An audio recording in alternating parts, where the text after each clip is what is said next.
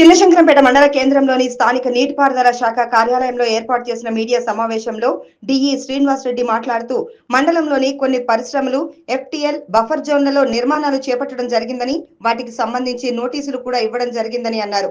ఎవరైనా చెరువులలో FTL buffer జోన్లలో నిర్మాణాలు చేపడితే వాటిని తొలగించడంతో పాటు వారిపై కేసు నమోదు చేయడం జరుగుతుందని, చెరువుకు సంబంధించిన శిఖం భూములలో ఎవరైనా కబ్జాకు పాల్పడితే వారిపై చట్టపరమైన చర్యలు తీసుకోవడం జరుగుతుందని అన్నారు.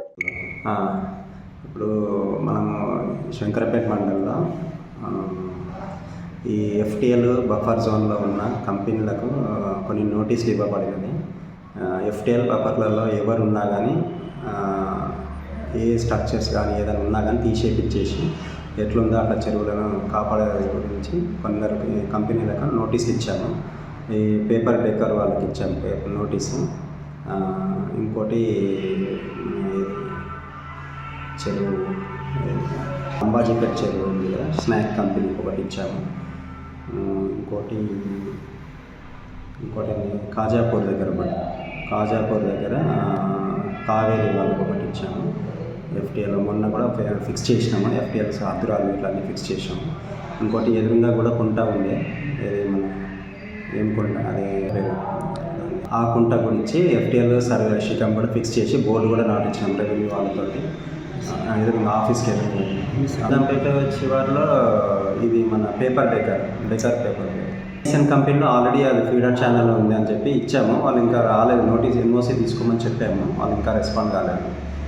ఫీడర్ ఛానల్ అంటే వాళ్ళ దాంట్లోనే ఉంది, అది ఇప్పుడు 2014 ముందే ఉండే. దానికి కూడా మేము అది నోటీస్ ఇచ్చాము, రెస్పాండ్ కామని చెప్పి. ఏ పరిశ్రమ సార్ అది? MSN company. దాన్ని కూడా ఇచ్చాము. ఫీడర్ ఛానల్ ఉంది దాంట్లో, దాన్ని కూడా బఫర్ అవన్నీ తీసుకోవాలని చెప్పి అది అప్పుడెప్పుడో చేశారు. దాన్ని కూడా ఇచ్చాము మేము. ఇవన్నీ ఏంటంటే చెరువులు. ఇంకోటి ఏంటంటే ఈ చెరువుల చుట్టూ ల్యాండ్స్ కొనుక్కొని ఈ శంకరపేట మండలంలో మనకు ఆ చెరువు పోవడానికి దారి కూడా లేకుండా అవుతుంది. అది కూడా ఒకటి మేజర్ ఇష్యూ అవుతుంది. ఈ దృష్టికి మా పై ఆఫీసర్లకు కానీ కలెక్టర్ గారి దృష్టికి కానీ తీసుకెళ్దామని అనుకుంటున్నాం.